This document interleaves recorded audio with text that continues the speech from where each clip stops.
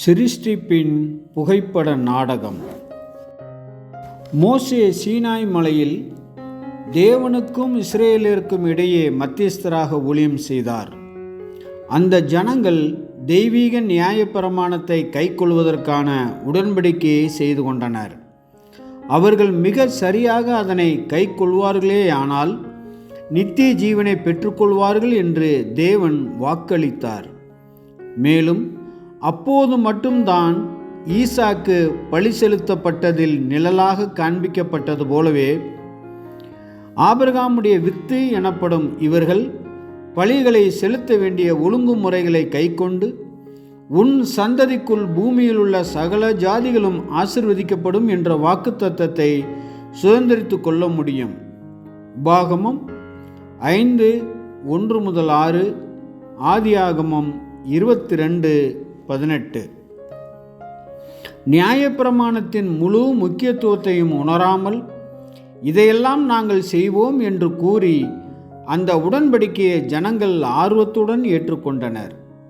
இயேசு இதைத்தான் உன் தேவனாகிய கர்த்தரிடத்தில் உன் முழு இருதயத்தோடும் உன் முழு ஆத்மாவோடும் உன் முழு மனதோடும் உன் முழு பலத்தோடும் அன்பு கூறுவாயாக, உன்னிடத்தில் நீ அன்பு கூறுவது போல பிறனிடத்திலும் அன்பு கூறுவாயாக என்று கூறினார். முழு மனுக்குலத்தைப் போல அபூர்ணராய் இருந்த யூதரால் இந்த பரிபூர்ண நியாயப்பிரமாணத்தை கைக்கொள்ள முடியவில்லை. ஜீவிக்கும் தகுதியற்ற இவர்களால் பிறரை மீட்கவும் முடியவில்லை. மட்டுமன்றி இதனால் மற்ற ஜனங்களை அவர்களால் ஆசீர்வதிக்கவும் முடியவில்லை. அவர்கள் மன சோர்வடைந்த போது மோசேயை காட்டிலும் பெரியவர் ஒருவர் மூலம் அவர்களுடன் ஒரு புதிய அல்லது மிகவும் சாதகமான உடன்படிக்கையை ஏற்படுத்துவார் என்றும் அந்த பெரியவர் அவர்களின் விழுந்து போன நிலையிலிருந்து விடுபட அவர்களுக்கு உதவுவார் என்றும் மேலும் மனுஷருக்கான தெய்வீக ஆசீர்வாதங்களுக்கான வாய்க்கால்களாக அவர்களை வைப்பார் என்றும் தேவன் அவர்களுக்கு உறுதியளித்தார்.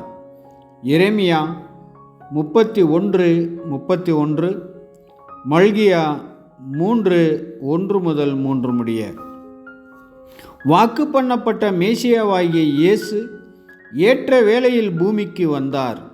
ஆனால் அவர்கள் எதிர்பார்த்த மகிமையின்படி வராமல் ஓர் ஏழ்மை நிலையில் மனுக்குல பாவத்திற்காக மரிக்க வந்தார். அவர் தமக்கு சொந்தமான ஜனங்களிடம் வந்தார். ஆனால் அவருக்கு சொந்தமானவர்களோ அவரை ஏற்றுக்கொள்ளாமல் அவரை சிலுவையில் அறைந்தனர். யோவான் 1:11. ஆனபோதிலும் ஆபிரகாமின் ஆவிக்குரிய சந்ததியாகிய ஆவிக்குரிய இஸ்ரேலை தேர்ந்தெடுக்கும் பணியை இயேசு அப்போதே தொடங்கியிருந்தார்.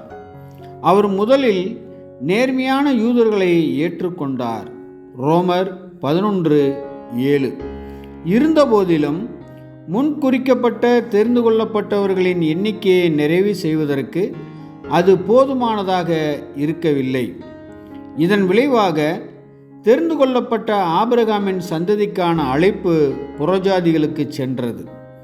18 நூற்றாண்டுகளுக்கு மேலாக அவர் தெரிந்து கொள்ளப்பட்ட ஆபிரகாமின் ஆவிக்குரிய சந்ததியை, அந்த பரிசுத்தவான்களை ஒவ்வொரு தேசத்திலிருந்தும் பிரிவிலிருந்தும் கூட்டி சேர்த்து வருகிறார்.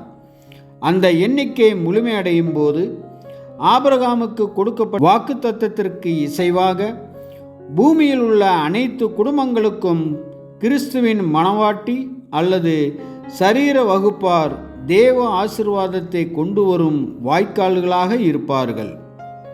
கலாத்தியர் 3:29.